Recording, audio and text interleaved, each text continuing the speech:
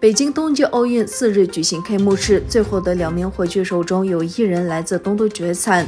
中国选出迪尼戈尔作为火炬手，使这名年轻的维吾尔族选手成为聚光灯下的焦点。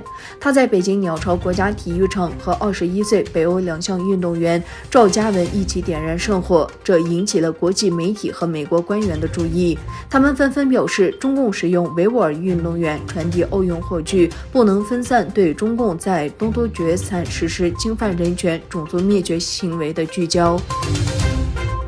据报道，一架载有美军的 C-17运输机于当地时间2月6日上午降落在距离波乌边境90公里处的热舒夫亚辛卡机场。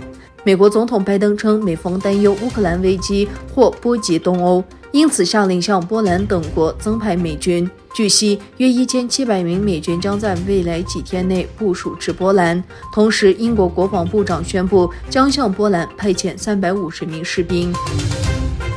哈萨克斯坦总统卡西姆托卡耶夫签署了一项废除开国总统扎纳尔巴耶夫政治权利的法律。哈萨克斯坦建国总统纳扎尔巴耶夫被免除其国家安全会议主席和哈萨克斯坦人民大会主席的终身职位。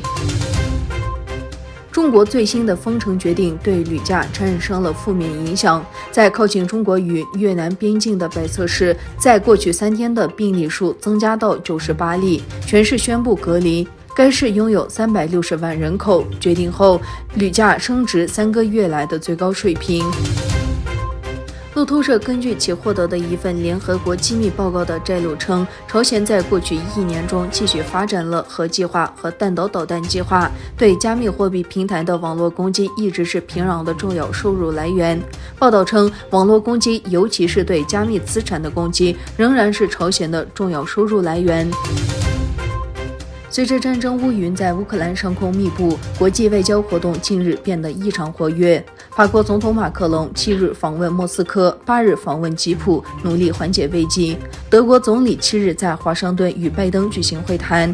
德国总理还将访问莫斯科和吉普。英国主要报纸之一的《泰晤士报》发现，由中国国有企业海康瑞和大华生产的数千台摄像头被英国机构使用，而这2家公司因侵犯维吾尔的人权而被美国列入黑名单。据《泰晤士报》报道，这2家公司为维吾尔拘留营提供了技术基础设施。与此同时，在英国广泛使用中国企业生产的摄像头系统引发了一些非政府组织的愤怒。